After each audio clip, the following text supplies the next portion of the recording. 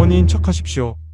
폭설이 몰아치던 그 밤 목숨이 위태로운 순간 낯선 사내가 건넨 그 한마디가 제 인생을 송두리째 바꿔놓으리라고는 상상도 못했습니다.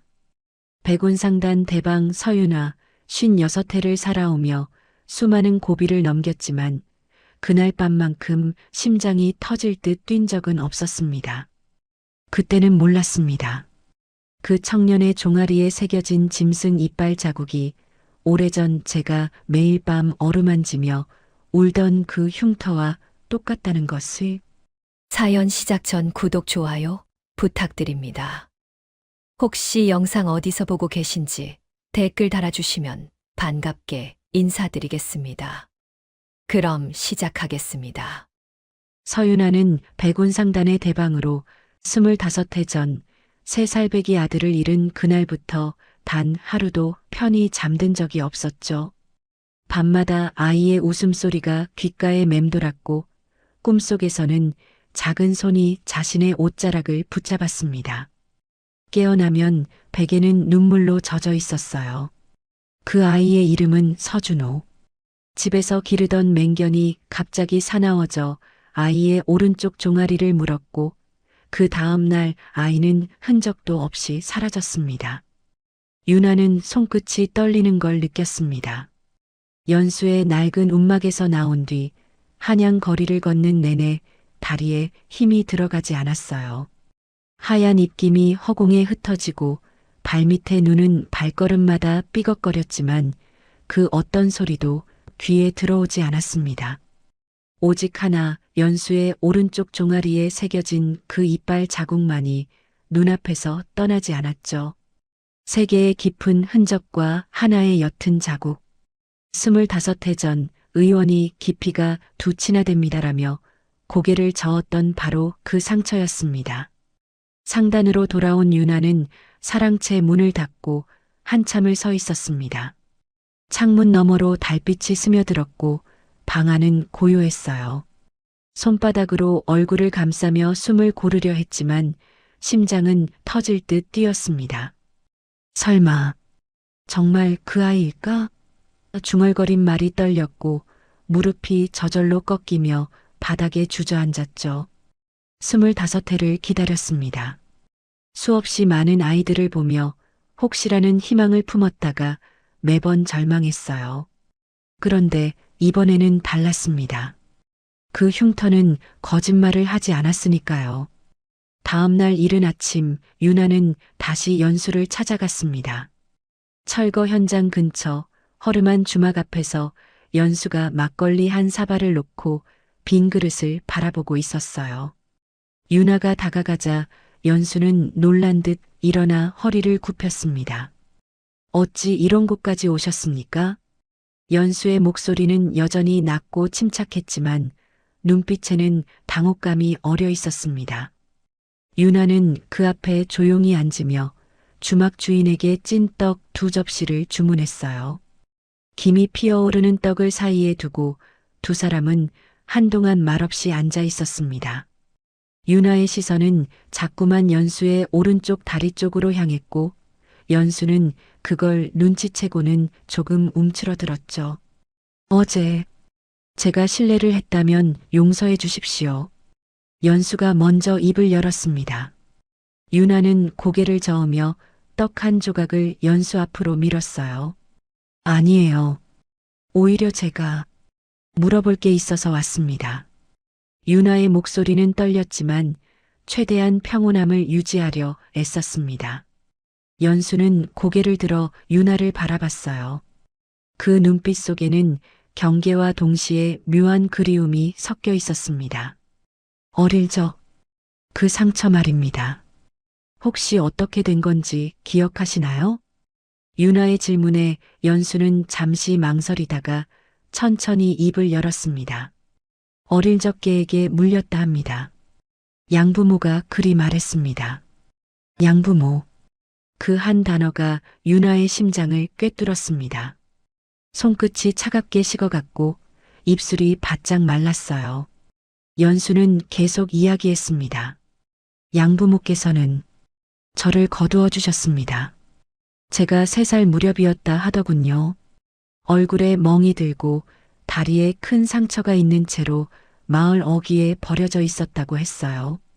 연수의 말이 이어지는 동안 유나는 떡을 쥔 손에 힘을 주었습니다. 손가락 사이로 떡이 으스러졌지만 느껴지지 않았죠. 얼굴에 멍, 다리에 상처, 3살 무렵 모든 것이 일치했습니다. 양부모님은 지금 어디 계십니까? 유나가 간신히 물었습니다. 연수는 고개를 숙였어요. 돌아가셨습니다. 제가 15살 때였습니다. 두 분 다 역병으로. 연수의 목소리가 낮게 가라앉았습니다. 유나는 입술을 깨물었어요. 아이를 키워준 사람들에게 감사를 전할 기회마저 사라진 것이었습니다. 하지만 동시에 이제 연수를 데려오는데 방해가 될 것도 없다는 생각이 스쳤죠. 그런 자신이 야속했지만 마음은 이미 아들을 향해 달려가고 있었습니다. 그 이후로는 어떻게 지내셨어요? 유나의 물음에 연수는 쓸쓸하게 미소 지었습니다. 무예를 익혀 관청 나졸이 되려 했습니다. 재능이 있다는 말을 들었거든요. 하지만 연수는 말을 멈추고 막걸리 잔을 들어 한 모금 마셨어요. 그의 눈빛에 쓴 기억이 떠올랐습니다. 세도가 자제를 대신해 곤장을 맞았습니다. 그 자제가 기생집에서 싸움을 벌여 사람을 다치게 했는데 저더러 대신 벌을 받으라 했어요. 거절했다가는 양부모 무덤까지 파헤치겠다 위협했습니다. 연수의 목소리가 떨렸습니다. 유나는 주먹을 불끈 쥐었어요. 손톱이 손바닥에 파고들어 아팠지만 그 고통이 오히려 정신을 붙들어 주었습니다. 25대를 맞았습니다. 등이 찢어지고 피가 흘렀죠. 그 뒤로는 죄인 취급을 받았습니다. 어디를 가도 곤장 맞은 놈이라는 낙인이 따라붙었어요. 연수가 말을 이을수록 유나의 눈에는 눈물이 고였습니다. 25해 동안 자신이 편안하게 상단을 운영하는 동안 아들은 이런 고통 속에서 살아왔다는 사실이 가슴을 찢었어요. 연수는 말을 이어갔습니다. 이후로는 철거 현장에서 품팔이를 합니다. 위험한 일이지만 저 같은 사람을 받아주는 곳이 여기뿐이거든요. 하루 품삯으로 쌀 한 말 값을 받지만 감독관에게 절반을 떼입니다. 죄인 주제에 일이라도 할 수 있는 게 어디냐며 유나는 더 이상 참을 수 없었습니다. 눈물이 볼을 타고 흘러내렸고 서둘러 손등으로 닦아냈어요. 연수가 놀라 유나를 바라봤습니다. 왜 우십니까? 연수의 목소리에 당황함이 묻어났습니다. 유나는 고개를 저으며 억지로 웃음을 지었어요. 그냥 마음이 아파서 그래요. 이렇게 성실한 사람이 부당한 대우를 받다니. 유나의 말에 연수는 어색하게 웃었습니다. 괜찮습니다. 이제는 익숙해요. 오히려 어르신께서 이렇게 신경 써주시니 고맙습니다. 그 순간 유나는 결심했습니다. 상단으로 돌아가자마자 신복인 설매를 불러 모든 것을 털어놓았어요. 설매는 고참 행수로 48회를 유나와 함께한 믿을 수 있는 사람이었습니다. 유나가 떨리는 목소리로 모든 이야기를 하는 동안 설매는 놀란 눈으로 듣다가 결국 고개를 끄덕였어요. 대방님, 정말 도련님이실까요? 설매의 물음에 유나는 단호하게 고개를 끄덕였습니다. 확신해요. 그 흉터는 거짓말을 하지 않아요. 하지만 더 확실한 증거가 필요합니다. 연수가 자랐다는 마을로 가서 양부모 무덤을 확인하고 당시 마을 사람들의 증언을 모아주세요. 그리고 유나는 잠시 말을 멈추고 깊이 숨을 들이켰습니다. 25해 전 준호가 사라진 날의 일을 다시 조사해 주세요. 납치 사건일 가능성이 큽니다. 관련자를 찾아야 해요. 설매는 고개를 끄덕이며 유나의 손을 꽉 잡았습니다. 알겠습니다. 반드시 찾아내겠습니다. 그날 밤 유나는 다시 연수를 찾아갔습니다. 연수의 움막 앞에 서서 망설이다가 결국 문을 두드렸어요. 연수가 문을 열고 놀란 표정으로 유나를 맞이했습니다. 이 밤중에 유나는 품에서 은자 주머니를 꺼내 연수에게 내밀었습니다. 백운상단에서 일해주세요. 정식으로 고용하고 싶습니다. 당신 같은 사람이 필요해요. 연수는 고개를 저으며 뒤로 물러섰어요. 안 됩니다. 죄인인 저를 걷어주실 분은 없습니다. 상단의 명예에 먹칠이 될 겁니다. 유나는 은자 주머니를 연수의 손에 쥐어주며 말했습니다. 당신은 죄인이 아니에요. 억울한 누명을 쓴 겁니다. 거절하지 말고 받아주세요. 연수는 떨리는 손으로 은자 주머니를 잡았습니다. 그의 눈빛이 흔들렸어요. 유나를 올려다보는 그 눈에는 그리움과 의심이 뒤섞여 있었습니다. 혹시 절 나쁜 일에 쓰실 건 아니시겠지요? 연수의 물음에 유나는 숨이 막혔습니다. 눈물이 쏟아질 것 같았지만 간신히 참았어요. 대신 연수의 어깨를 가볍게 두드리며 웃어 보였습니다. 그냥 좋은 사람이 고생하는 걸 보기 싫을 뿐이에요. 연수는 고개를 숙였습니다. 그의 어깨가 미세하게 떨렸어요. 유나는 더 이상 그 자리에 있으면 울음을 터뜨릴 것 같아 돌아섰습니다. 움막을 나서며 뒤를 돌아보니 연수가 문 앞에 서서 은자 주머니를 꼭 쥐고 있었어요. 그 모습이 너무나 외로워 보여 유나는 발걸음을 멈추고 한참을 서 있었습니다. 상단으로 돌아온 유나는 사랑채에 혼자 앉아 오래된 나무 상자를 꺼냈습니다. 그 안에는 준호의 작은 옷가지와 신발, 그리고 아이가 좋아하던 나무 장난감이 들어 있었어요. 유나는 작은 신발을 손에 들고 눈물을 흘렸습니다. 25해를 이렇게 기다렸는데 이제 아들이 눈앞에 있는데도 품에 안을 수가 없다는 사실이 너무나 고통스러웠죠. 하지만 서두를 수 없었습니다. 확실한 증거 없이 진실을 밝히면 연수가 더 큰 상처를 받을 수도 있었으니까요. 며칠 뒤 설매가 돌아왔습니다. 그의 손에는 두툼한 서류 뭉치가 들려 있었어요. 대방님 찾았습니다. 설매의 목소리는 흥분으로 떨렸습니다. 유나는 서류를 받아들고 한 장 한 장 읽어나갔어요. 연수가 자란 마을의 옛 이장 증언이 첫 페이지에 있었습니다. 버려진 아이를 거두었는데 얼굴에 멍이 들고 다리에 큰 상처가 있었다. 유나의 손이 떨렸습니다. 다음 페이지에는 당시 의원의 기록이 있었어요. 오른쪽 종아리 맹견 송곳니 자국 4개, 깊이 2치. 유나는 그 문장을 읽고 또 읽으며 눈물을 흘렸습니다. 제 아들이 맞아요. 준호가 맞아. 유나의 목소리는 떨렸고 설매는 조용히 고개를 끄덕였습니다. 이제 도련님께 말씀하시겠습니까? 설매의 물음에 유나는 고개를 저었어요. 아직 아니에요.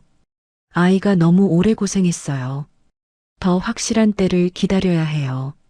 서두르면 모든 게 무너질 수 있어요. 유나는 서류를 품에 꼭 안으며 창밖을 바라봤습니다. 달빛이 마당을 비추고 있었고 바람이 나뭇가지를 흔들었어요. 25해를 기다렸으니 조금 더 기다릴 수 있을 거라고 유나는 스스로에게 다짐했습니다. 하지만 가슴 한편에서는 당장이라도 연수에게 달려가 모든 걸 말하고 싶은 마음이 불타올랐죠. 유나는 그 마음을 억누르며 긴 밤을 견뎌냈습니다. 설매와 함께 마을로 향하는 길은 멀고 험했습니다. 겨울바람이 얼굴을 매섭게 때렸지만 유나는 개의치 않았어요. 가마 안에서 창밖을 내다보며 손에 쥔 연수의 양부모 정보가 적힌 쪽지를 몇 번이고 읽었습니다. 강원도 평창 부근의 작은 마을. 연수가 자랐다는 그곳까지는 사흘이 걸렸죠. 유나는 밤을 새우며 가마 안에서 잠들지 못했습니다. 눈을 감으면 3살배기 준호의 얼굴이 떠올랐고 눈을 뜨면 28살 연수의 쓸쓸한 눈빛이 겹쳐졌어요. 마을에 도착한 건 이른 아침이었습니다. 산골 마을은 고요했고 눈이 소복이 쌓인 초가집들 사이로 연기가 피어올랐어요. 설매가 먼저 내려 마을 사람들에게 물었고 곧 옛 이장의 집을 찾아냈습니다. 이른이 넘은 노인은 마루에 앉아 담뱃대를 피우고 있었죠. 유나가 다가가 정중히 인사하자 노인은 낯선 방문객을 경계하는 눈빛으로 바라봤습니다. 무슨 일로 오셨소? 노인의 목소리는 쉬어 있었지만 단단했습니다. 유나는 무릎을 꿇고 앉으며 차분하게 말했어요. 25해 전 이 마을에서 어린아이를 거두신 분이 계시다 들었습니다. 그 아이에 대해 알고 싶어 왔습니다. 노인은 담뱃대를 내려놓고 유나를 찬찬히 살폈어요. 한참을 침묵하던 노인이 천천히 입을 열었습니다. 그 아이, 강씨 부부가 거두었지. 불쌍한 아이였어. 마을 어귀에 버려진 채로 있었는데 얼굴에 멍이 시퍼렇고 다리에는 피가 흥건했지. 유나의 심장이 쿵쿵 뛰었습니다. 손이 떨려 치마를 꽉 움켜쥐었어요. 노인은 계속 말을 이었습니다. 강씨 부부가 데려다가 정성껏 치료했어. 다리 상처가 심해서 마을 의원도 고개를 저었는데 기적처럼 살아났지. 하지만 아이는 자기가 누군지 기억하지 못했어. 너무 어렸던 탓인지 아니면 겪은 일이 너무 끔찍해서 잊어버린 건지. 유나는 눈물을 참으며 물었습니다. 그 강씨 부부는 지금 어디 계십니까? 노인은 고개를 저었어요. 둘 다 돌아가셨지. 10여 년 전 역병이 돌았을 때. 그때 마을 사람 절반이 죽었어. 그 아이도 그때 혼자 남았지. 15살밖에 안 됐는데. 노인의 목소리가 낮게 가라앉았습니다. 유나는 고개를 숙이고 한참을 눈물을 흘렸어요. 아들을 키워준 은인들에게 감사조차 전하지 못한 채 그들은 세상을 떠났습니다. 설매가 조용히 유나의 어깨를 두드렸고 유나는 간신히 정신을 차렸죠. 그 부부의 무덤을 볼 수 있을까요? 유나의 물음에 노인은 고개를 끄덕이며 지팡이를 짚고 일어났습니다. 마을 뒤편 야트막한 언덕에 2개의 소박한 무덤이 나란히 있었어요. 눈이 무덤 위를 덮고 있었고 비석에는 강태훈, 박순덕이라는 이름이 새겨져 있었습니다. 유나는 무덤 앞에 무릎을 꿇고 깊이 절했어요. 눈물이 눈 위로 떨어졌고 입술을 깨물며 말했습니다. 고맙습니다. 제 아들을 살려주셔서 정말 고맙습니다. 목소리는 떨렸고 가슴은 찢어질 듯 아팠습니다. 설매도 옆에서 함께 절을 올렸어요. 한참을 그렇게 앉아 있다가 유나는 천천히 일어나 노인에게 물었습니다. 혹시 그 아이가 버려졌을 때 다른 흔적은 없었습니까? 노인은 잠시 생각하다가 말했습니다. 옷이 좋았어. 비단으로 만든 옷이었지. 양반집 아이가 분명했어. 그래서 강씨 부부가 더 조심스럽게 키웠지. 혹시 찾아올까봐. 유나는 고개를 끄덕였습니다. 준호가 사라진 날 아이는 새로 지어준 비단 저고리를 입고 있었어요. 모든 것이 맞아떨어졌습니다. 한양으로 돌아온 유나는 바로 철거 현장으로 향했습니다. 연수를 만나고 싶었지만 먼저 그의 삶을 직접 봐야 한다고 생각했어요. 현장은 아수라장이었습니다. 무너진 담장 사이로 일꾼들이 땀을 흘리며 목재를 옮기고 감독관들은 채찍을 들고 소리를 질러댔죠. 그 한가운데서 연수가 거대한 나무 기둥을 어깨에 메고 걷고 있었습니다. 등이 땀으로 흠뻑 젖어 있었고 발걸음은 비틀거렸어요. 유나는 멀찍이 서서 그 모습을 지켜봤습니다. 해가 중천에 떴는데도 연수는 쉬지 않고 일했어요. 다른 일꾼들이 그늘에서 물을 마실 때도 연수는 묵묵히 돌을 나르고 흙을 파냈습니다. 그러다 갑자기 큰 소리가 들렸어요. 무너지는 목재더미 소리였습니다. 일꾼 한 명이 그 아래 깔렸고 사람들은 놀라 비명을 질렀죠. 연수가 재빨리 달려가 무거운 목재를 어깨로 받쳤습니다. 온몸에 힘을 주며 버티는 동안 다른 일꾼들이 깔린 사람을 끌어냈어요. 그 순간 목재가 연수의 어깨를 강타했고 연수는 비틀거리며 쓰러졌습니다. 유나는 달려갔습니다. 치마를 휘날리며 뛰는 동안 심장은 터질 듯 뛰었어요. 연수가 바닥에 쓰러져 어깨를 부여잡고 있었고 그의 얼굴은 창백했습니다. 유나가 다가가 무릎을 꿇자 연수는 놀란 눈으로 유나를 올려다봤어요. 대방님, 왜? 연수의 목소리는 고통으로 떨렸습니다. 유나는 연수의 어깨를 살펴보며 이를 악물었어요. 큰 멍이 들어 시퍼렇게 변해 있었습니다. 일어설 수 있겠어요? 유나가 물었고 연수는 고개를 끄덕이며 일어나려 했습니다. 하지만 다리에 힘이 들어가지 않아 다시 주저앉았어요. 유나는 설매를 불러 연수를 가마에 태웠습니다. 연수는 거부했지만 유나는 단호했죠. 지금은 쉬어야 합니다. 다친 몸으로 일하면 더 큰 병이 생겨요. 유나의 말에 연수는 더 이상 반박하지 못했습니다. 상단으로 돌아와 연수를 사랑채에 눕힌 유나는 직접 약초를 다렸어요. 쑥과 당귀를 섞어 끓인 약을 연수의 어깨에 발랐고 천으로 감아주었습니다. 연수는 그 과정을 조용히 지켜보다가 조심스럽게 물었어요. 왜 이렇게까지 해주십니까? 유나는 손을 멈추고 연수를 바라봤습니다. 그의 눈빛에는 진심 어린 궁금증이 담겨 있었어요. 유나는 천천히 입을 열었습니다. 좋은 사람이 고생하는 걸 그냥 보고만 있을 수 없어서요. 연수는 고개를 숙였습니다. 그의 어깨가 미세하게 떨렸고 유나는 그 모습을 보며 가슴이 미어졌어요. 아들을 이렇게 가까이 두고도 품에 안을 수 없다는 사실이 너무나 고통스러웠습니다. 다음 날부터 유나는 은밀하게 움직였습니다. 25해 전 준호를 치료했던 의원을 찾기 시작했어요. 한양의 모든 의원을 뒤지고 설매와 함께 기록을 조사했습니다. 2달이 흘렀고 마침내 늙은 의원 한 명을 찾아냈죠. 그는 이제 은퇴해서 작은 약방을 운영하고 있었습니다. 유나가 찾아가자 의원은 오래된 진료 기록 장부를 꺼냈어요. 누렇게 바랜 종이를 넘기던 의원이 한 페이지에서 멈췄습니다. 이것 기억합니다. 아주 심한 상처였어요. 오른쪽 종아리 맹견 송곳니 자국 4개, 깊이 2치. 아이가 너무 어려서 고통스러워했죠.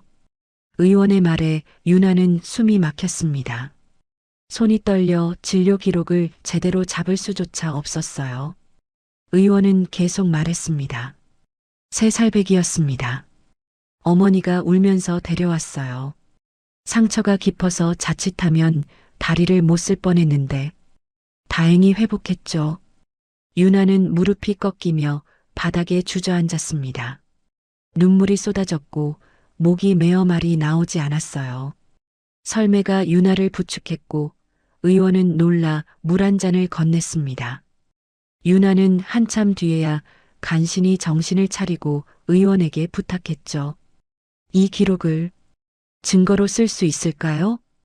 의원은 고개를 끄덕이며 진료 기록을 유나에게 건넸습니다. 가져가십시오.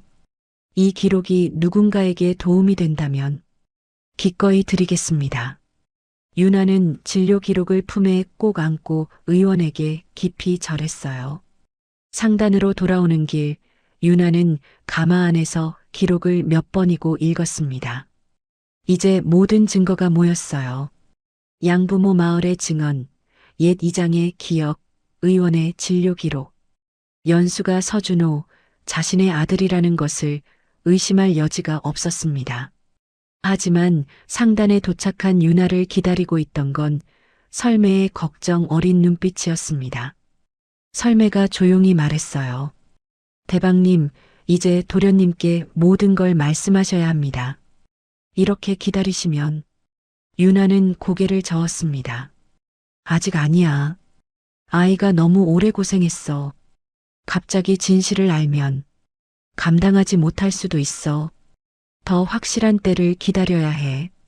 설매는 한숨을 쉬며 말했습니다. 하지만 대방님도 고통스러우시지 않습니까? 매일 밤 우시는 걸 제가 다 압니다. 유나는 창밖을 바라봤어요. 달이 떠올랐고 별들이 반짝였습니다. 25해를 기다렸으니 조금 더 기다릴 수 있을 거라고 유나는 스스로에게 다짐했습니다. 하지만 가슴 한편에서는 당장이라도 연수에게 달려가 모든 걸 말하고 싶은 마음이 타올랐죠. 유나는 그 마음을 억누르며 긴 밤을 견뎌냈습니다. 손에 쥔 진료 기록이 구겨질 정도로 꽉 쥐었고 눈물은 그치지 않았어요. 유나가 납치범의 자백서를 확보했다는 소식은 빠르게 퍼져나갔습니다. 백운상단의 신복들이 아무리 조심했어도 한양은 소문이 물처럼 흐르는 곳이었죠. 외척 세력의 하수인 심득창은 그 소식을 듣고 얼굴이 파랗게 질렸어요. 조참봉의 사랑채에서 밤늦게 만난 두 사람은 촛불 아래서 낮은 목소리로 속삭였습니다. 백운상단이 움직이기 시작했소. 서윤아가 무언가 알아낸 게 분명하오. 조참봉의 말에 심득창은 주먹을 쥐었어요. 그의 손등에 핏줄이 붉어졌고 턱 근육이 실룩거렸습니다. 그 청년, 강현수를 없애야 합니다. 그자만 사라지면 증거도 소용없어집니다. 심득창의 말에 조참봉은 고개를 끄덕였습니다. 두 사람의 눈빛에는 살기가 서려 있었어요. 다음 날 새벽 철거 현장에는 평소보다 일찍 일꾼들이 모였습니다. 심득창이 직접 나와 작업 지시를 내렸죠. 연수를 가리키며 말했어요. 너는 오늘 저 담장 해체 작업을 맡아라. 연수가 고개를 들어 담장을 바라봤습니다.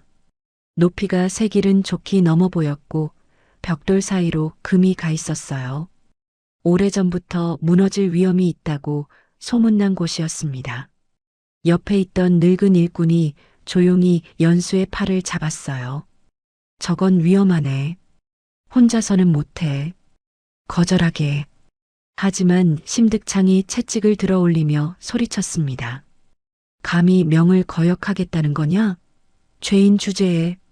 연수는 늙은 일꾼을 바라보며 고개를 저었습니다. 그리고 천천히 담장 쪽으로 걸어갔어요. 발걸음은 무거웠지만 멈추지 않았습니다.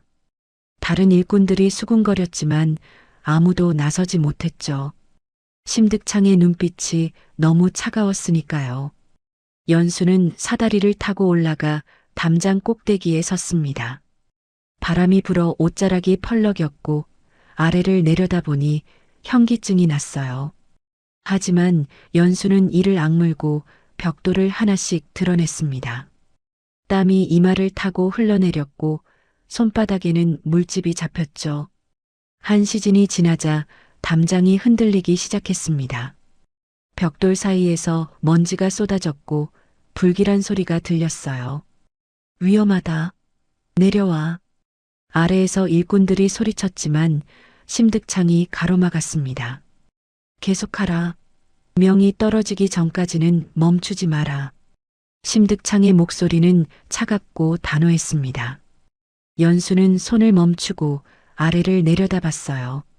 심득창의 눈빛과 마주쳤고 그 속에서 사리를 느꼈습니다. 연수는 알았어요. 이것이 사고가 아니라 계획된 일이라는 걸. 하지만 내려갈 수 없었습니다. 내려가면 다른 일꾼들이 대신 올라갈 테니까요. 그때 담장이 크게 흔들렸습니다. 벽돌 몇 개가 떨어지며 아래 일꾼들이 비명을 지르며 피했어요. 연수는 담장을 붙잡고 버텼습니다. 온몸에 힘을 주며 담장이 무너지는 걸 막으려 했죠. 아래에는 동료들이 있었습니다. 담장이 무너지면 그들이 깔릴 거였어요. 모두 피하시오. 연수가 외쳤고 일꾼들은 급히 뒤로 물러났습니다. 하지만 늙은 일꾼 한 명이 넘어져 일어나지 못했어요. 연수는 그를 보며 이를 악물었습니다. 조금만 더 버티면 그 사람이 일어날 수 있을 거였죠. 연수의 팔이 떨렸고 손에서 피가 났습니다. 벽돌의 날카로운 모서리가 손바닥을 파고들었어요. 그 순간 담장이 완전히 무너졌습니다. 연수는 담장과 함께 추락했어요. 바람이 귀를 스치고 하늘이 빙글빙글 돌았습니다. 땅에 부딪히는 순간 온몸에 충격이 전해졌고 뼈가 부러지는 소리가 들렸죠. 연수는 바닥에 쓰러진 채 움직일 수 없었습니다. 눈앞이 흐려졌고 귀에서는 윙윙거리는 소리만 들렸어요. 일꾼들이 달려왔습니다. 누군가 연수를 흔들었지만 연수는 대답할 수 없었어요. 입에서 피가 흘러나왔고 갈비뼈가 부러진 채 폐를 찔렀습니다. 숨을 쉴 때마다 날카로운 통증이 온몸을 관통했죠. 왼팔도 이상한 각도로 꺾여 있었습니다. 심득창이 천천히 다가왔습니다. 연수를 내려다보며 입꼬리를 살짝 올렸어요. 안타까운 사고였습니다. 심득창의 목소리는 태연했고 얼굴에는 미소가 떠올랐습니다. 그 순간 멀리서 급한 발소리가 들렸어요. 치마를 휘날리며 달려오는 여인이 보였습니다. 유나였죠. 유나는 일꾼들을 해치고 연수에게 달려왔어요. 무릎을 꿇고 연수의 얼굴을 살폈습니다. 연수야, 연수야. 유나의 목소리는 떨렸고 눈에서는 눈물이 쏟아졌습니다. 연수의 얼굴은 피로 범벅이었고 입술은 파랗게 질려 있었어요. 유나는 떨리는 손으로 연수의 맥을 짚었습니다. 맥박이 약하게 뛰고 있었죠. 살아 있었습니다. 가마를 가져와. 당장. 유나가 외쳤고 설매가 급히 달려갔습니다. 유나는 연수의 손을 꼭 잡으며 속삭였어요. 괜찮아. 괜찮을 거야. 어머니가 여기 있어. 마지막 말은 거의 들리지 않을 정도로 작았습니다. 연수의 눈꺼풀이 떨렸지만 뜨지 못했어요. 유나는 연수의 이마에 손을 얹으며 눈물을 흘렸습니다. 심득창이 뒤에서 말했죠. 사고였습니다, 대방님. 담장이 오래돼요. 유나가 고개를 돌려 심득창을 노려봤습니다. 그 눈빛은 얼음보다 차가웠어요. 입 닥치시오. 당신이 한 짓을 다 알고 있소. 유나의 목소리는 낮았지만 또렷했습니다. 심득창의 얼굴이 굳어졌어요. 하지만 곧 태연한 표정을 되찾으며 몸을 돌렸습니다. 유나는 더 이상 그를 보지 않고 연수를 가마에 태웠어요. 상단의 의원이 급히 불려왔습니다. 연수를 진찰한 의원은 고개를 저으며 말했어요. 갈비뼈 3대가 부러지고 왼팔도 골절되었습니다. 내상도 심각합니다. 살 수 있을지. 의원의 말이 끝나기도 전에 유나가 그의 손을 잡았습니다. 살려야 합니다. 무슨 수를 써서라도 제발 살려주십시오. 유나의 목소리는 절박했고 손이 떨렸어요. 의원은 유나의 눈빛을 보고 고개를 끄덕였습니다. 최선을 다하겠습니다. 밤새도록 치료가 이어졌습니다. 유나는 방 밖에서 기다렸어요. 앉지도 눕지도 못하고 복도를 왔다 갔다 걸었습니다. 설매가 차를 가져왔지만 유나는 손도 대지 않았죠. 새벽이 되어서야 의원이 나왔습니다. 위기는 넘겼습니다. 하지만 완전히 회복하려면 시간이 필요합니다. 의원의 말에 유나는 무릎이 꺾이며 바닥에 주저앉았어요. 눈물이 쏟아졌고 온몸이 떨렸습니다. 설매가 유나를 부축했지만 유나는 일어나지 못했죠. 내 아들을 거의 잃을 뻔했어. 유나의 목소리는 떨렸고 얼굴은 창백했습니다. 설매는 유나의 등을 쓰다듬으며 조용히 말했어요. 이제 더 이상 기다리시면 안 됩니다. 유나는 고개를 끄덕였습니다. 눈물을 닦으며 천천히 일어섰어요. 떨리는 다리로 연수가 누운 방으로 들어갔습니다. 연수는 여전히 의식이 없었어요. 창백한 얼굴에 붕대가 감겨 있었고 숨소리는 가늘게 이어졌습니다. 유나는 연수의 침상 옆에 무릎을 꿇고 앉았어요. 연수의 손을 꼭 잡으며 속삭였습니다. 미안해. 너무 늦어서 미안해. 이제는 더 이상 기다릴 수 없다. 유나의 목소리는 떨렸고 눈물이 연수의 손등에 떨어졌습니다. 유나는 연수의 손을 이마에 대고 한참을 그렇게 앉아 있었어요. 창밖으로 햇살이 스며들었고 새들이 지저귀기 시작했습니다. 하지만 유나에게는 아무것도 들리지 않았죠. 오직 연수의 가는 숨소리만이 귀에 들어왔습니다. 사흘 뒤 연수가 눈을 떴습니다. 흐릿한 시야에 유나의 얼굴이 보였어요. 유나는 연수의 침상 옆에 앉아 졸고 있었습니다. 손에는 연수의 손이 꼭 쥐어져 있었죠. 연수가 손을 움직이자 유나가 깜짝 놀라 눈을 떴어요. 깨어났구나. 유나의 목소리는 안도로 떨렸습니다. 연수는 말을 하려 했지만 목이 너무 말라 소리가 나오지 않았어요. 유나가 급히 물을 따라 연수의 입가에 대주었습니다. 연수는 조금씩 물을 마시며 유나를 바라봤어요. 대방님, 왜? 연수의 말에 유나는 눈물을 흘리며 웃었습니다. 괜찮아. 이제 괜찮아. 내가 모든 걸 지켜줄게. 유나의 말에 연수는 고개를 끄덕였습니다. 다시 눈을 감으며 유나의 손을 놓지 않았어요. 유나는 연수의 손을 꼭 잡은 채 조용히 말했습니다. 이제는 더 이상 기다릴 수 없다. 내 아들을 다시 잃을 뻔했다. 모든 진실을 밝히겠다. 유나의 눈빛은 단호했고 목소리는 흔들리지 않았습니다. 설매가 문 밖에서 고개를 끄덕이며 물러났어요. 유나는 연수의 얼굴을 바라보며 결심을 굳혔습니다. 25해를 기다렸지만 이제는 더 이상 기다릴 수 없었어요. 아들이 눈앞에서 죽을 뻔한 지금 진실을 밝힐 때가 온 것이었습니다. 석 달이 흘렀습니다. 연수의 부러진 갈비뼈는 천천히 붙어갔고 왼팔도 조금씩 힘을 되찾았어요. 유나는 하루도 빠짐없이 연수의 곁을 지켰습니다. 새벽마다 일어나 약을 다렸고 손수 죽을 쑤어 먹였죠. 연수가 고통스러워하면 밤새 곁에 앉아 이마에 땀을 닦아주었어요.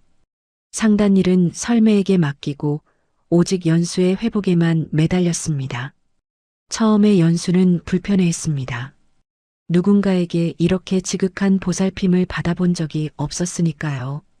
하지만 유나의 헌신은 멈추지 않았어요. 연수가 잠들면 그제야 유나는 복도로 나와 눈물을 흘렸습니다.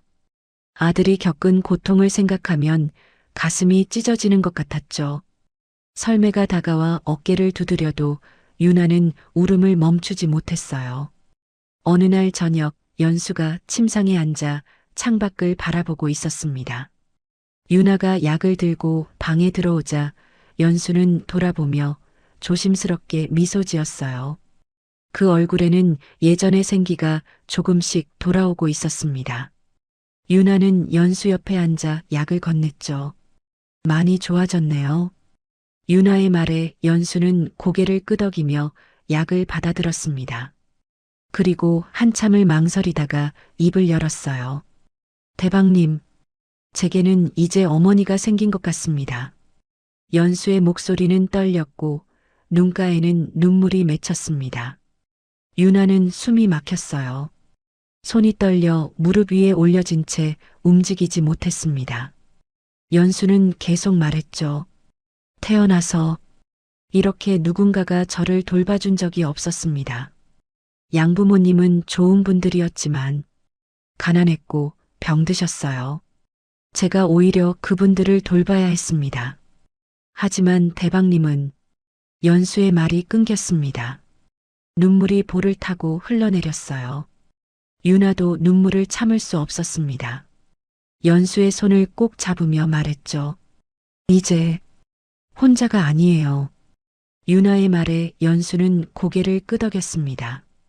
두 사람은 한참을 그렇게 손을 맞잡고 앉아 있었어요. 창밖으로 노을이 지고 있었고 방 안에는 따뜻한 침묵이 흘렀습니다. 그날 밤부터 유나는 본격적으로 움직였습니다.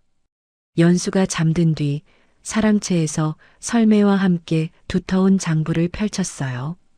지난 석 달간 설매가 모은 자료들이었습니다. 심득창과 조찬봉의 악행 기록, 피해자 명단, 증인 진술서, 종이 더미가 책상을 가득 메웠죠. 대방님, 이건 정말 끔찍합니다. 설매의 목소리는 떨렸습니다. 유나는 한 장 한 장 서류를 읽어나갔어요. 손끝이 차갑게 식어갔고 분노가 가슴속에서 타올랐습니다. 지난 3년간 심득창과 조찬봉은 백성 127가구를 강제로 철거했어요. 보상은 터무니없이 적었고 거부하는 사람들은 폭력으로 내쫓았습니다. 그 과정에서 6명이 죽었죠. 모두 사고로 처리되었지만 증인들의 진술은 달랐어요. 계획된 살인이었습니다. 유나는 한 피해자의 진술서를 읽으며 이를 악물었습니다. 저희 아버지는 담장이 무너져 돌아가셨다고 했습니다. 하지만 저는 봤습니다. 심득창의 부하들이 담장을 일부러 허문 것을. 연수가 당한 일과 똑같았어요. 유나의 손이 떨렸고 서류를 쥔 손에 힘이 들어갔습니다. 이 악당들을 반드시 벌해야 합니다. 유나의 목소리는 낮았지만 단호했습니다. 설매는 고개를 끄덕이며 다른 서류를 꺼냈어요. 조찬봉의 뇌물 기록도 확보했습니다. 지난 5년간 은 3만 냥을 받았습니다. 설매의 말에 유나는 눈을 감았습니다. 은 3만 냥이면 백성 300가구가 1년을 먹고 살 수 있는 돈이었어요. 그 돈이 모두 부정한 방법으로 모아진 것이었습니다. 유나는 눈을 뜨고 설매를 바라봤죠. 모든 증거를 한 곳에 모으세요. 빠짐없이 정확하게. 유나의 지시에 설매는 밤새 작업했습니다. 유나도 함께 앉아 서류를 정리했어요. 피해자 명단을 작성하고 증인 진술을 정리하고 뇌물 내역을 표로 만들었습니다. 새벽이 되어서야 작업이 끝났죠. 총 230장에 달하는 두터운 문서가 완성되었어요. 유나는 그 첫 페이지에 붓을 들었었습니다. 악행록. 한편 백운상단은 나날이 번창했습니다. 유나의 현명한 경영으로 전국 30개 지점을 거느린 조선 최대 상단이 되었죠. 한양뿐 아니라 평양, 개성, 전주, 대구까지 상단의 깃발이 펄럭였어요. 정직한 거래와 공정한 가격으로 백성들의 신뢰를 얻었습니다. 유나가 지나가면 상인들은 허리를 굽혀 인사했고 백성들은 존경의 눈빛으로 바라봤어요. 하지만 심득창과 조찬봉의 평판은 정반대였습니다.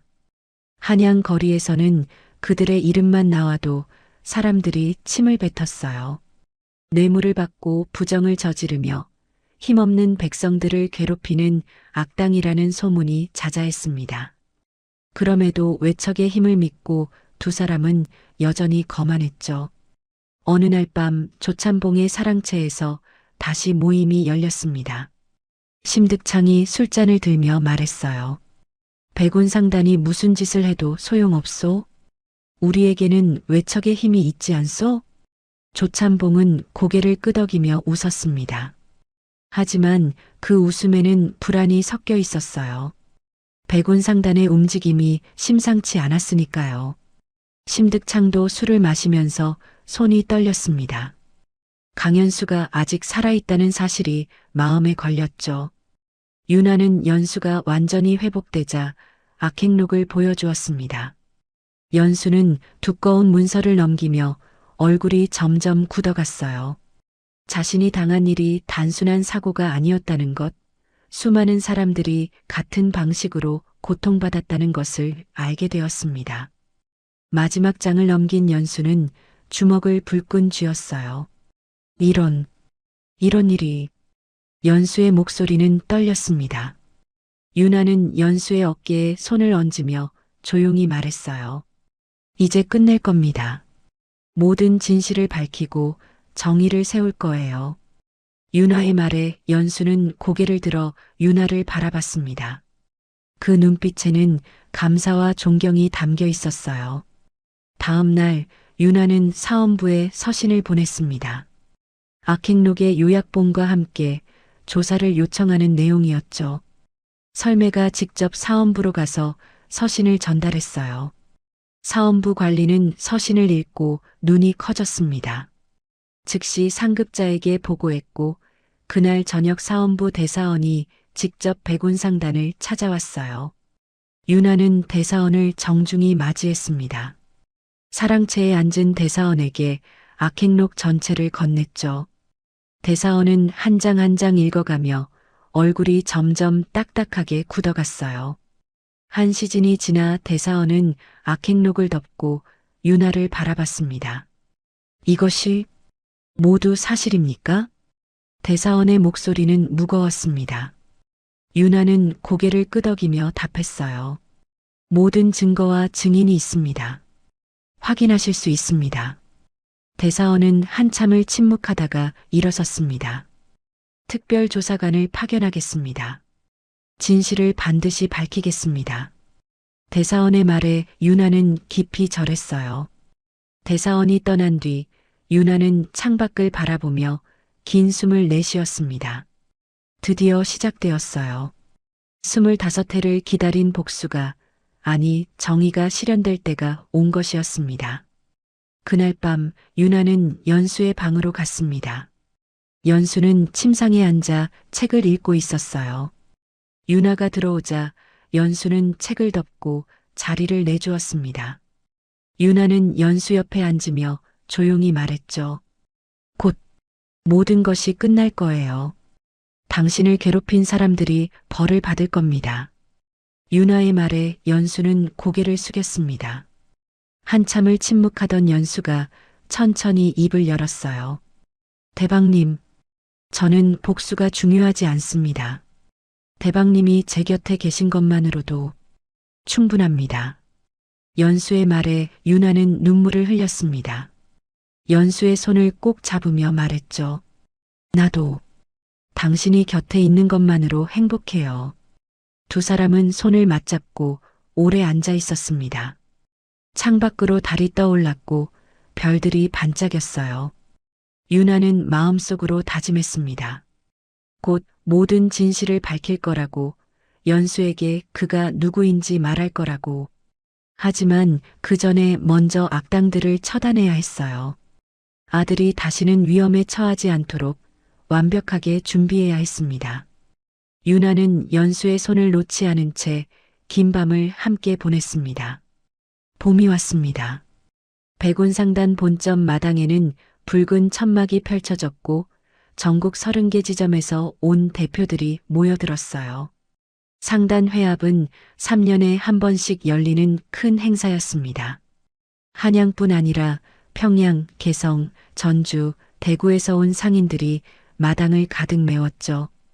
120여 명이 넘는 사람들이 자리를 잡고 앉았고 그 중심에는 높은 단상이 세워져 있었어요. 유나는 사랑채에서 거울을 보며 옷매무새를 가다듬었습니다. 손이 떨렸지만 억지로 진정시켰어요. 오늘이 바로 그날이었습니다. 25해를 기다린 모든 진실을 밝힐 날. 설매가 문을 두드리며 들어왔죠. 대방님 모두 모였습니다. 그리고 설매는 잠시 말을 멈추고 유나를 바라봤습니다. 도련님도 준비되셨습니다. 유나는 깊이 숨을 들이켰습니다. 가슴이 두근거렸고 무릎이 떨렸어요. 하지만 이제 물러설 수 없었습니다. 유나는 고개를 끄덕이며 일어섰죠. 설매가 유나의 손을 잡았습니다. 잘하실 겁니다. 도련님도 모든 사람들도 대방님을 믿고 있습니다. 설매의 말에 유나는 작게 미소 지었어요. 두 사람은 함께 마당으로 향했습니다. 천막 아래 모인 상인들이 일제히 일어나 유나에게 인사를 올렸죠. 유나는 단상에 올라 사람들을 둘러봤습니다. 익숙한 얼굴들이 보였어요. 수십 회를 함께한 동료들, 믿고 따라준 사람들. 그들의 눈빛에는 존경과 신뢰가 담겨 있었습니다. 유나가 입을 열려는 순간 뒤편에서 소란이 일었습니다. 심득창과 조찬봉이 들어오고 있었어요. 두 사람은 거만한 표정으로 자리에 앉았습니다. 유나는 그들을 바라보며 입술을 깨물었죠. 설매가 미리 초대장을 보낸 것이었습니다. 모든 증인 앞에서 그들의 죄를 밝히기 위해 유나는 다시 앞을 보며 차분하게 말했습니다. 오늘 여러분을 이 자리에 모신 건 상단의 미래만을 논하기 위함이 아닙니다. 유나의 목소리는 떨렸지만 단호했어요. 사람들은 숨을 죽이고 유나를 바라봤습니다. 오늘 제 인생에서 가장 중요한 진실을 밝히고자 합니다. 유나가 손짓하자 설매가 연수를 데리고 나왔습니다. 연수는 새 옷을 입고 있었지만 표정은 긴장되어 있었어요. 유나가 연수의 손을 잡아 단상 중앙으로 이끌었습니다. 사람들은 웅성거리기 시작했죠. 누구도 무슨 일인지 알지 못했습니다. 유나는 연수의 손을 꼭 잡은 채 입을 열었어요. 25해 전 저는 3살배기 아들을 잃었습니다. 유나의 목소리가 떨렸습니다. 사람들의 웅성거림이 멎었어요. 모두가 숨을 죽이고 유나를 바라봤습니다. 그날 밤 아이는 흔적도 없이 사라졌습니다. 집에서 기르던 맹견이 아이의 오른쪽 종아리를 물었던 그 다음 날이었죠. 저는 25해 동안 그 아이를 찾아 헤맸습니다. 유나의 눈에서 눈물이 흘러내렸습니다. 연수는 유나를 바라보며 어리둥절한 표정을 지었어요. 무슨 말인지 이해하지 못했습니다. 이 청년 강연수를 처음 만난 건 지난 겨울이었습니다. 폭설이 몰아치던 밤 위기에서 저를 구해준 이 청년의 종아리에서 저는 그 흉터를 봤습니다. 유나는 떨리는 손으로 품에서 서류를 꺼냈어요. 사람들은 숨도 쉬지 않고 유나의 말을 들었습니다. 당시 의원의 진료 기록입니다. 3살배기 남아 오른쪽 종아리 맹견 송곳니 자국 4개, 깊이 2치. 이 청년의 종아리에 새겨진 흉터와 정확히 일치합니다. 유나가 서류를 들어보이자 설매가 나와 사람들에게 돌려 보여줬어요. 연수는 자신의 종아리를 내려다보며 몸이 굳어졌습니다. 양부모가 계셨던 마을의 증언도 확보했습니다. 버려진 아이를 거두었는데 얼굴에 멍이 들고 다리에 큰 상처가 있었다. 비단 옷을 입은 3살배기 아이였다고 합니다. 유나의 목소리는 점점 커졌습니다. 사람들은 숨을 죽인 채 듣고 있었어요. 뒤편에서 심득창과 조찬봉의 얼굴이 파랗게 질렸습니다. 그리고 납치범의 자백서입니다. 유나가 또 다른 서류를 꺼내 들었어요. 사람들 사이에서 탄성이 터져 나왔습니다. 당시 외척 세력이 백운상단을 견제하기 위해 제 아들을 납치했습니다. 심득창의 지시로 조찬봉의 묵인 하에 이루어진 일이었습니다. 유나의 말에 장내가 술렁였습니다. 심득창이 벌떡 일어나며 소리쳤어요. 거짓말이요. 증거가 어디 있소?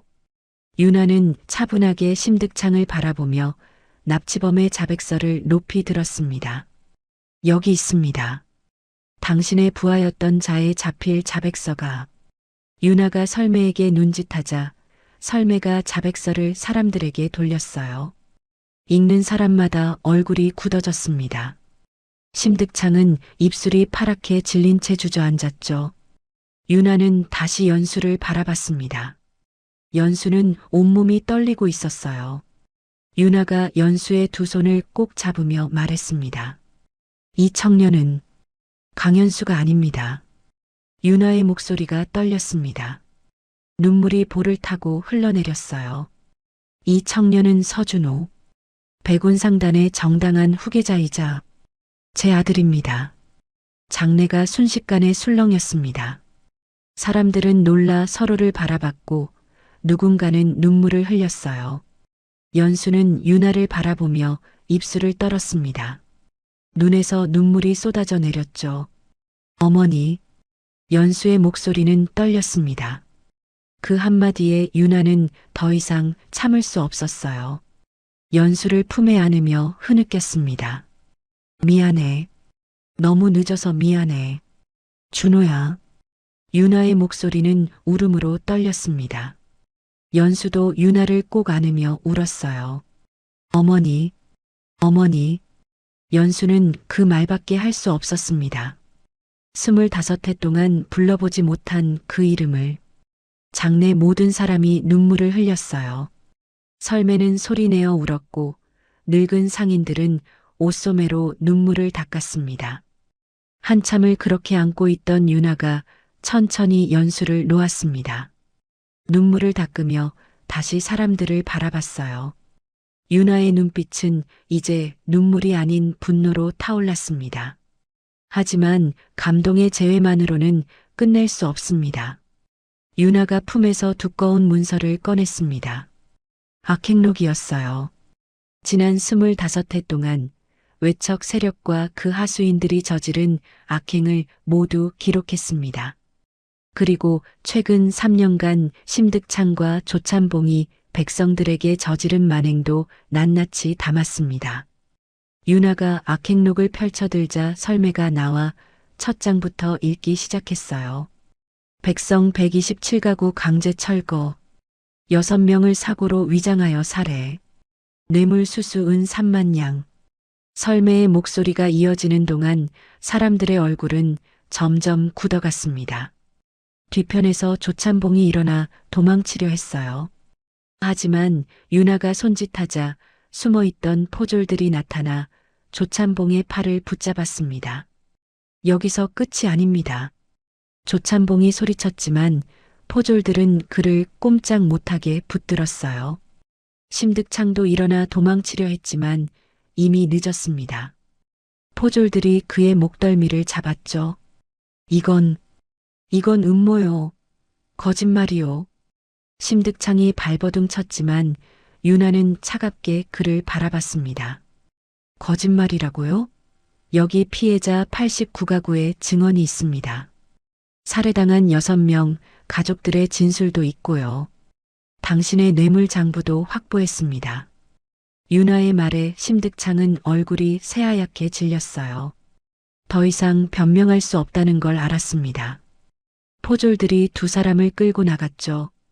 장내 사람들은 박수를 치며 환호했습니다. 유나는 다시 연수를 바라봤어요. 연수는 여전히 눈물을 흘리고 있었습니다. 유나가 연수의 손을 잡으며 사람들에게 말했죠. 이분이 백운상단의 정당한 후계자입니다. 제 아들 서준호입니다. 장내 모든 사람이 일어나 연수에게 절을 올렸습니다. 연수는 당황하며 사람들을 바라봤어요. 유나가 연수의 어깨를 두드리며 속삭였습니다. 이제 두려워하지 않아도 돼요. 당신은 혼자가 아니에요. 연수는 고개를 끄덕이며 사람들에게 답례를 올렸습니다. 장내에는 따뜻한 박수 소리가 울려 퍼졌어요. 유나는 연수의 손을 꼭 잡은 채 하늘을 올려다봤습니다. 햇살이 따스하게 내리쬐고 있었죠. 25해를 기다린 이 순간이 마침내 현실이 되었습니다. 유나는 눈물을 흘리며 미소 지었어요. 아들을 되찾았고 악당들을 처단했습니다. 이제 남은 건 함께 걸어갈 내일 뿐이었죠. 사원부가 움직였습니다. 상단 회합 다음 날부터 특별조사관이 파견되었고 한양 전체가 들썩였어요. 대사원 박정원이 직접 조사를 지휘했습니다. 그는 조정에서도 청렴하기로 이름난 인물이었죠. 윤하가 제출한 악행록을 밤새 읽은 박정원은 새벽에 사원부 관리들을 모두 소집했어요. 촛불 아래 모인 관리들 앞에서 박정원은 두꺼운 악행록을 내려놓으며 말했습니다. 이것이 사실이라면 조선의 치욕입니다. 즉시 조사에 착수하시오. 박정원의 목소리는 낮았지만 단호했어요. 관리들은 고개를 끄덕이며 흩어졌습니다. 한양 곳곳으로 조사관들이 퍼져나갔고 피해자들을 찾기 시작했죠. 윤하가 제공한 명단에는 127가구의 이름과 주소가 정확히 기록되어 있었습니다.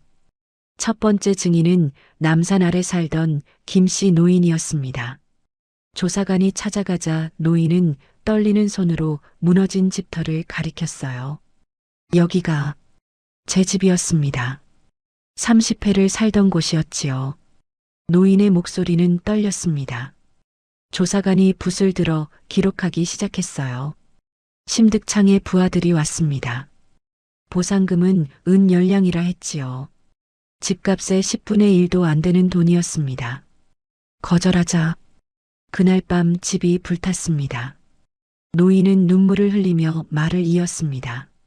조사관의 붓끝이 빠르게 움직였어요. 다음 날 또 다른 증인이 찾아왔습니다. 젊은 과부였죠. 그녀는 두 아이를 데리고 사원부에 나타났어요. 제 남편은 사고로 죽었다 했습니다. 담장이 무너져서 과부의 목소리가 떨렸습니다. 아이들은 어머니 치마폭을 붙잡고 울먹였어요. 하지만 저는 봤습니다. 심득창의 부하들이 담장을 일부러 허무는 걸. 남편이 그걸 말리려다가 과부는 더 이상 말을 잇지 못하고 무너졌습니다. 조사관은 붓을 내려놓고 한참을 그녀를 바라봤어요. 분노가 가슴속에서 타올랐지만 침착함을 유지했습니다. 이틀 동안 89가구의 증언이 모였고 살해당한 6명의 가족들도 모두 나섰어요. 박정원은 수집된 증언들을 읽으며 주먹을 불끈 쥐었습니다. 책상 위에는 두꺼운 서류 더미가 쌓여 있었고 그 옆에는 윤하가 제공한 뇌물장부 사본이 놓여 있었죠. 박정원은 조찬봉의 집을 급습하라고 명령했어요. 한밤중에 사원부 관리들이 조찬봉의 사랑채로 들이닥쳤습니다. 조찬봉은 이미 도망칠 궁리를 하고 있었지만 늦었어요. 사랑채 뒤편 은밀한 서재에서 장부가 발견되었습니다. 검은 비단으로 쌓여있던 장부는 지난 5년간의 뇌물 내역을 담고 있었어요. 누가 언제 얼마를 바쳤는지 빠짐없이 기록되어 있었습니다. 총액은 은 3만 냥이 넘었죠. 박정원이 장부를 받아보고 한숨을 길게 내쉬었어요. 손이 떨려 장부를 제대로 잡을 수조차 없었습니다. 이것을 임금께 올려야 합니다. 박정원의 말에 관리들은 고개를 숙였어요. 장부는 즉시 대궐로 올라갔고 임금은 이를 보고 노했습니다. 어자에서 일어나 장부를 내던지며 소리쳤죠. 이런 역적 같은 것들 당장 엄히 다스리라. 임금의 명이 떨어지자 조정 전체가 술렁였습니다. 외척 세력은 당황했고 청렴한 관리들은 환호했어요. 박정원은 공개 신문을 준비했습니다. 한양 도성 앞 넓은 광장에서 백성들이 지켜보는 가운데 심판이 열리기로 한 것이었죠. 신문 날짜가 정해졌습니다. 소문은 삽시간에 퍼져나갔고 신문 당일 광장에는 수천 명의 백성이 모였어요. 아침 일찍부터 사람들이 모여들어 광장을 가득 메웠습니다. 윤하와 연수도 그 자리에 있었죠. 두 사람은 군중 속에 서서 단상을 바라봤어요. 정오가 되자 북소리가 울렸습니다. 박정원이 단상에 올랐고 뒤이어 포졸들이 심득창과 조찬봉을 끌고 나왔어요. 두 사람은 손이 묶인 채 끌려왔습니다. 심득창의 얼굴은 창백했고 조찬봉은 고개를 푹 숙이고 있었어요. 백성들은 두 사람을 보자마자 야유를 보냈습니다. 저 역적 같은 놈들, 우리 집을 빼앗은 도둑놈들. 함성이 광장을 가득 채웠습니다. 박정원이 손을 들어 올리자 광장이 조용해졌어요. 그는 악행록을 펼쳐들고 낭낭한 목소리로 읽기 시작했습니다. 심득창, 조찬봉. 너희는 지난 3년간 백성 127가구를 강제로 철거하고 터무니없는 보상금으로 그들을 길거리로 내몰았다. 또한 6명을 사고로 위장하여 살해했으며 뇌물 은 3만 양을 받았다. 이를 인정하느냐? 박정원의 질문에 조찬봉이 고개를 들었습니다. 그의 얼굴에는 체념이 서려 있었어요. 인정합니다. 조찬봉의 목소리는 작았지만 또렷했습니다. 백성들 사이에서 탄성이 터져 나왔어요. 박정원은 심득창을 바라봤습니다. 너는 어떠하냐? 심득창은 이를 악물고 버티려 했지만 소용없었습니다. 증거가 너무 명백했으니까요. 그는 고개를 떨어뜨리며 말했어요. 저도 인정합니다. 광장이 순식간에 술렁였습니다. 백성들은 환호했고 눈물을 흘리는 사람도 있었어요. 박정원은 다시 악행록을 펼쳤습니다. 피해자들의 증언을 듣겠다. 박정원의 말에 김씨 노인이 단상으로 나왔습니다. 떨리는 다리로 계단을 오르며 심득창을 노려봤어요. 제 집을 불태운 게 당신이요. 30회를 살던 집을. 하룻밤 사이에. 노인의 목소리는 떨렸지만 분노로 가득했습니다. 다음으로 젊은 과부가 나왔어요. 그녀는 아이들을 데리고 단상에 올라 심득창을 가리켰습니다. 제 남편을 죽인 게 당신이요. 두 아이의 아버지를. 어떻게 그럴 수가. 과부는 울음을 터뜨렸고 아이들도 따라 울었어요. 광장의 백성들도 눈물을 흘렸습니다. 증언은 하루 종일 이어졌죠. 해질녘이 되어서야 모든 증언이 끝났습니다. 박정원은 두 사람을 내려다보며 말했어요. 너희의 죄는 명백하다. 백성을 괴롭히고 생명을 해했으며 나라의 법을 어겼다. 이제 판결을 내리겠다. 박정원이 판결문을 펼쳤습니다. 광장은 숨소리조차 들리지 않을 만큼 조용했어요. 심득창, 너는 6명을 살해한 죄로 극형에 처한다. 박정원의 말에 심득창은 무릎이 꺾이며 바닥에 주저앉았습니다. 백성들은 환호했어요.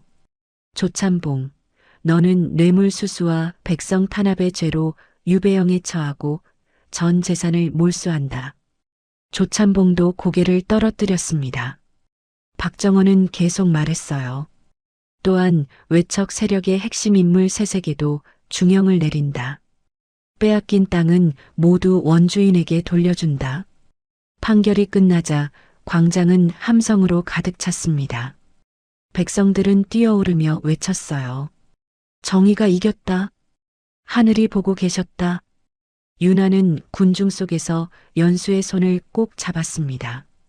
눈물이 흘러내렸지만 이번에는 기쁨의 눈물이었어요. 연수도 윤하를 바라보며 미소 지었습니다. 한 노인이 윤하에게 다가왔어요. 집을 잃었던 김씨 노인이었습니다. 대방님, 고맙습니다. 대방님이 아니었다면. 노인은 윤하에게 깊이 절했습니다. 윤하는 노인을 부축하며 말했어요. 이것은 억울하게 고통받은 모든 분들을 위한 것입니다. 윤하의 말에 주변 사람들이 박수를 쳤어요. 광장 곳곳에서 환호성이 터져 나왔습니다. 포졸들이 심득창과 조찬봉을 끌고 가는 동안 백성들은 그들에게 돌을 던졌어요. 하지만 박정원이 손을 들어 말렸습니다. 그들은 이미 벌을 받았소. 더 이상의 폭력은 없소.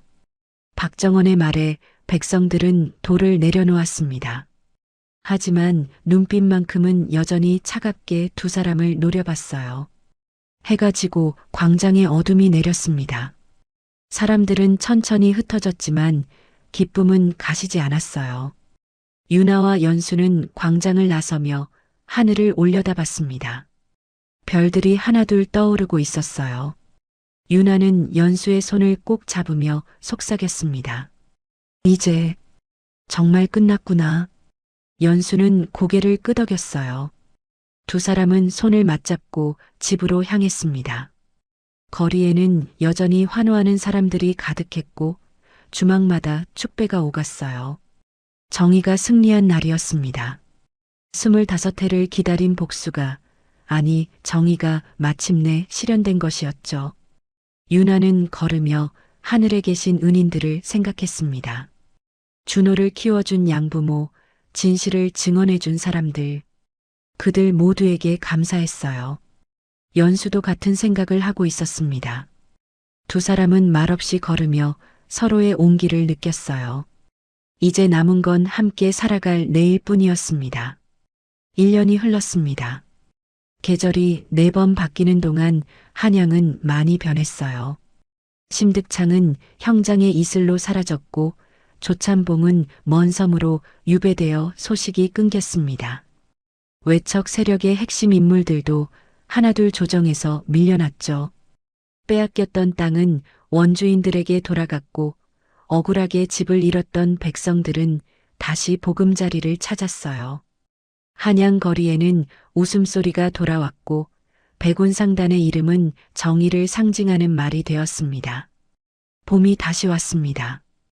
유나와 연수는 아침 일찍 상단을 나섰어요. 가마 대신 걸어서 두 사람은 한양 성곽 밖으로 향했습니다.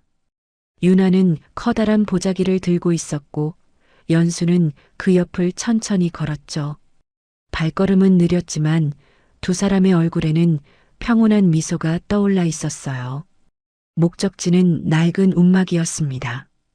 1년 전 폭설이 몰아치던 그날 밤 두 사람이 처음 만났던 바로 그곳이었죠. 유나는 그 움막을 허물지 않고 정성껏 보수해 두었어요.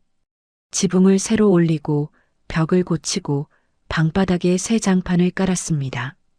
하지만 움막의 모습은 그대로 남겨두었어요. 운명이 시작된 장소를 기억하고 싶었으니까요. 움막에 도착한 두 사람은 문을 열고 들어갔습니다. 작은 방 안에는 햇살이 스며들고 있었어요. 유나는 보자기를 풀어 음식을 꺼냈습니다. 흰 쌀밥, 된장찌개, 나물, 생선구이. 평범한 음식이었지만 정성껏 준비한 것들이었죠. 연수는 유나를 도와 상을 차렸습니다. 작은 밥상 위에 그릇들을 하나씩 올려놓으며 두 사람은 말없이 미소 지었어요. 상을 다 차린 유나는 잠시 방을 둘러봤습니다. 1년 전 그날 밤이 떠올랐어요. 폭설이 몰아치고 낯선 청년이 어머니인 척하십시오. 라고 외치던 순간 그때는 몰랐습니다. 그 청년이 진짜 자신의 아들이라는 것을. 유나는 눈시울이 뜨거워지는 걸 느끼며 연수를 바라봤어요. 연수도 같은 생각을 하고 있었습니다. 그의 눈빛에도 그날의 기억이 어려 있었죠. 여기서 모든 게 시작됐지요. 연수가 조용히 말했습니다. 유나는 고개를 끄덕이며 연수의 손을 잡았어요. 그래요. 운명이 우리를 다시 만나게 해준 곳이에요. 두 사람은 밥상 앞에 마주 앉았습니다. 유나가 밥그릇에 밥을 정성껏 담아 연수 앞에 놓았어요. 김이 모락모락 피어올랐고 구수한 냄새가 작은 방 안을 채웠습니다. 연수는 떨리는 손으로 밥그릇을 들었어요. 그리고 유나를 바라보며 또렷하게 말했습니다. 잘 먹겠습니다, 어머니. 그 한마디에 유나의 눈에서 눈물이 흘러내렸습니다. 1년이 지났지만 여전히 그 말을 들으면 가슴이 벅찼어요. 유나는 눈물을 닦으며 미소 지었습니다. 많이 먹어라, 아들아. 이제는 굶지 않아도 된다. 유나의 목소리는 떨렸지만 따뜻했습니다. 연수는 고개를 끄덕이며 밥을 떴어요. 두 사람은 조용히 식사를 했습니다. 말은 많지 않았지만 침묵은 편안했어요. 가끔 눈이 마주치면 미소를 지었고 그것만으로도 충분했습니다. 식사를 마친 뒤 유나는 연수에게 지난 1년의 이야기를 꺼냈습니다.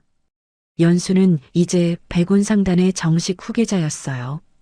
처음에는 어색했지만 겸손하게 배웠습니다. 장부 읽는 법, 사람 대하는 법, 상인의 도리. 유나가 가르치는 모든 것을 진지하게 받아들였죠. 때로는 실수도 했지만 그럴 때마다 더 열심히 배웠어요. 상단 사람들은 연수의 성실함에 감탄했고 진심으로 그를 따르기 시작했습니다.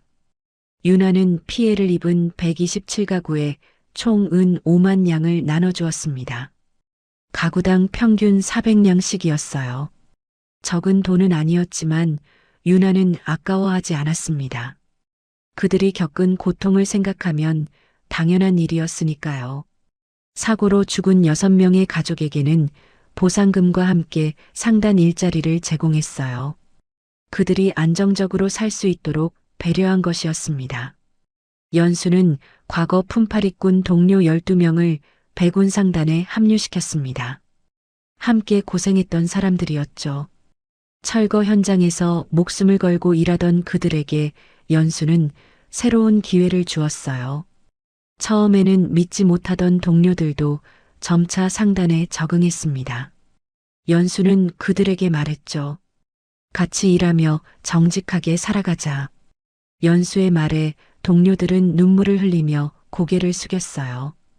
그들은 이제 당당한 백운상단 상인이 되었습니다. 유나는 그 모습을 보며 흐뭇하게 미소 지었어요. 아들이 자신보다 더 따뜻한 마음을 가졌다는 것이 자랑스러웠습니다. 백운상단은 정직상단이라는 명성을 이어갔습니다. 어디를 가도 백운상단의 물건은 믿을 수 있다는 말이 퍼졌어요. 가격을 속이지 않았고 물건의 질을 보장했으며 약속을 지켰습니다. 덕분에 상단은 더욱 번창했죠. 하지만 유나와 연수는 그 이익을 혼자 누리지 않았어요. 연수의 주도로 구휼 사업이 시작되었습니다. 상단 수익의 일화를 떼어 어려운 백성들에게 쌀과 면포를 헐값에 공급하는 일이었어요. 겨울이 오기 전 가난한 사람들은 백운상단에서 쌀 한 가마를 시장 가격의 절반에 살 수 있었습니다. 면포도 마찬가지였죠. 처음에는 다른 상인들이 반발했지만 곧 그들도 백운상단을 따라했어요. 덕분에 한양의 가난한 백성들은 조금이나마 숨통이 트였습니다. 움막에서 연수는 창밖을 바라보며 말했습니다. 1년 전에는 상상도 못했습니다. 제게 이런 삶이 올 거라고는. 연수의 목소리는 감회에 젖어 있었어요. 유나는 연수의 어깨를 가볍게 두드렸습니다. 나도 그래요. 당신을 다시 만날 수 있을 거라고는. 두 사람은 잠시 침묵했습니다. 창밖으로는 봄바람이 불어왔고 꽃향기가 스며들었어요. 유나는 일어나 문을 열었습니다. 밖에는 복사꽃이 만발해 있었죠. 연수도 따라 일어나 유나 옆에 섰어요. 두 사람은 나란히 서서 하늘을 올려다봤습니다. 밤하늘에는 별들이 반짝이고 있었습니다. 수없이 많은 별들이 어둠 속에서 빛을 내고 있었어요. 유나는 연수의 손을 잡으며 조용히 말했습니다. 이제 우리에게는 수많은 내일이 남아있단다. 유나의 말에 연수는 고개를 끄덕였어요. 그의 눈에도 눈물이 맺혔습니다. 하지만 이번에는 슬픔의 눈물이 아니었죠. 기쁨과 감사의 눈물이었어요. 연수는 유나의 손을 꼭 잡으며 대답했습니다. 예, 어머니. 함께 걸어갈 수많은 내일이요. 두 사람은 손을 맞잡고 별을 바라봤습니다. 바람이 불어와 옷자락을 스쳤고 꽃잎이 흩날렸어요. 길고 혹독했던 겨울이 끝났습니다. 25해 동안 헤어져 있던 시간, 고통과 슬픔으로 가득했던 세월이 지나갔죠.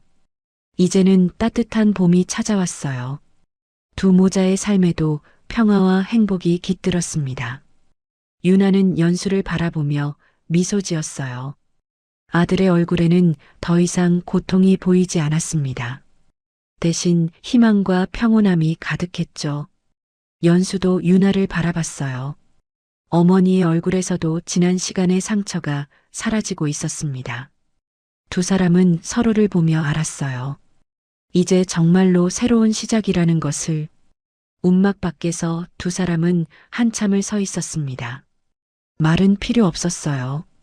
손을 맞잡고 있는 것만으로도, 서로의 숨소리를 듣는 것만으로도 충분했습니다. 별들은 계속 반짝였고 바람은 부드럽게 불었어요. 먼 곳에서 새들이 지저귀기 시작했습니다. 밤이 깊어갔지만 두 사람은 움직이지 않았죠.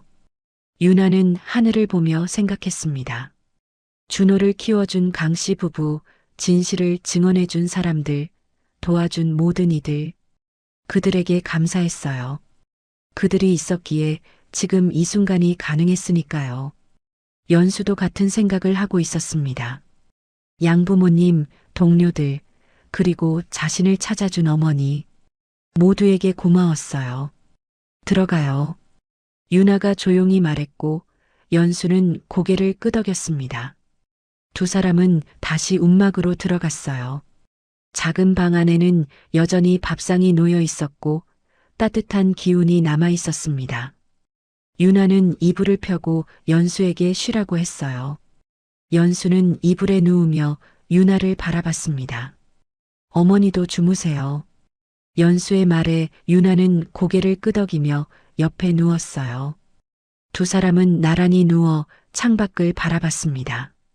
달빛이 방 안으로 스며들었고 모든 것이 은은하게 빛났어요. 유나는 눈을 감았습니다. 마음이 평온했고 몸이 가벼웠어요. 25해 동안 짊어졌던 무게가 사라진 것 같았습니다. 연수도 눈을 감았습니다. 숨소리가 고르게 이어졌고 얼굴에는 평화로운 미소가 떠올랐어요. 두 사람은 그렇게 나란히 누워 잠들었습니다. 움막 밖에서는 봄바람이 불었고 꽃잎이 흩날렸어요. 별들은 여전히 반짝이고 있었고 세상은 고요했습니다. 새로운 시작이었습니다. 길고 어두웠던 겨울이 끝나고 따뜻한 봄이 찾아왔어요. 유나와 연수, 두 모자에게는 이제 함께 걸어갈 수많은 내일이 남아 있었습니다. 그 내일들은 행복으로 가득할 거였어요.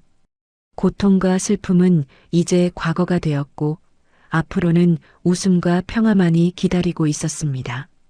움막 안에서 두 사람은 편안하게 잠들었고 세상은 그들을 축복하듯 고요했습니다. 봄은 계속되었고 희망은 끝나지 않았어요.